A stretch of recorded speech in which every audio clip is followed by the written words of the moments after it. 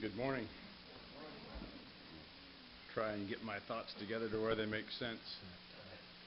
I was thinking this morning and throughout the week of the message that I try and get across up here, and I was trying to think of the character of God, and then it became kind of confused me of trying to put human characteristics on God, to give God a character. But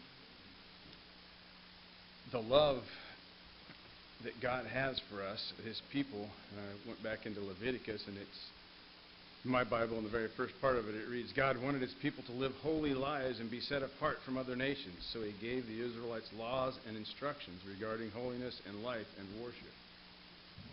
God recorded these laws on stone tablets for His people as a permanent reminder for them to be faithful.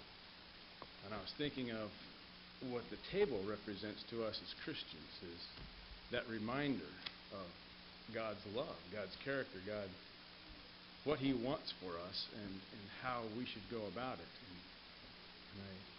And I love the Psalms. I love David in his heart. It's what drives us to want to become Christians, to want to serve God. This Psalm 34,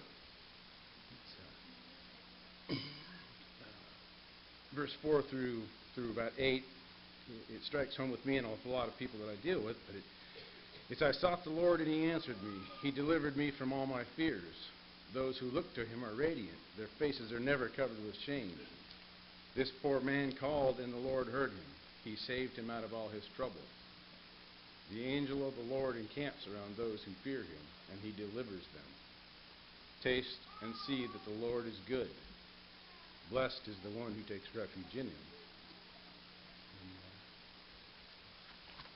The sacrifices that God required in the beginning to go to the temple, the sin sacrifice, the guilt sacrifice, the burnt offering, all these things have all been replaced with the blood and the body of Jesus Christ who hung on the cross. And it's not that anything's any simpler today, it's just that we don't have to go to the priest. The human flaws are still the same. We must make the effort to want to come before God, confess ourselves, and ask for forgiveness.